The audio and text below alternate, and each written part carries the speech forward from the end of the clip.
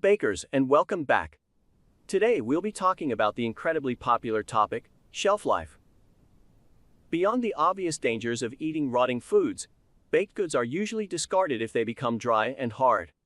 Extending their shelf life guarantees the quality of the product days, or sometimes weeks after it was baked, ensuring that relatively lengthy transport and storage does not impede the customer from enjoying the product.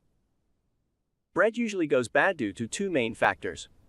The first is microbial spoilage, which generally occurs during the packaging or cooling stages after baking. Mold starts growing as a result of incorrect practices or a lack of preserving agents.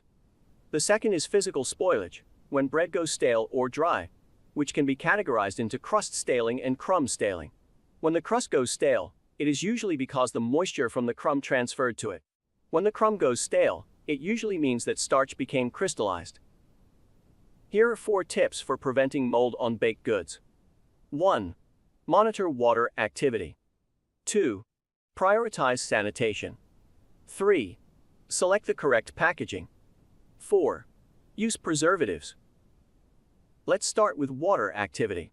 Go to our water activity page and you will see that mold growth is stopped at a water activity of 0.6, which is about where a ginger snap cookie is.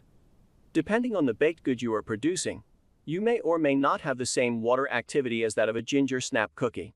For instance, with a cupcake you would have to do whatever you can to fully bake the cupcake, and increase the fat in the system to provide a good mouthfeel without dryness. For the frosting part, make sure that you remove all the water and the butter in the formulation to get that water activity down below 0.6. Moving on to number 2, sanitation is key. If you do not clean your air and surface areas of mold spores, your product will mold faster. Don't forget to sanitize your wire racks or cooling conveyor belts. And lastly, wear gloves when coming into contact with the food product. After that, it's time to focus on packaging. Now, I know many of you wait until your entire production shift has finished baking before you call in your packaging crew. This needs to change in this industry. You have to package when the product is ready to package. It cannot sit out for hours and hours, waiting for the packaging crew to arrive. Not only does this continually dry out the product, but the product sits and collects mold spores on its surface. To prevent early molding, package your product as soon as possible. Finally, there are the preservatives.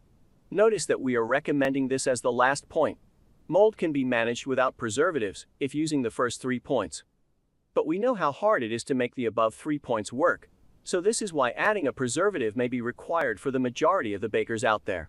You can explore natural and artificial preservatives on BAKERpedia if you want to learn about what options you have here. That's all for today, bakers. Visit BAKERpedia to learn more about shelf life and all points discussed in today's segment. If you have more questions, be sure to join the baking industry professionals pages on Facebook and LinkedIn. See you next time. Happy baking!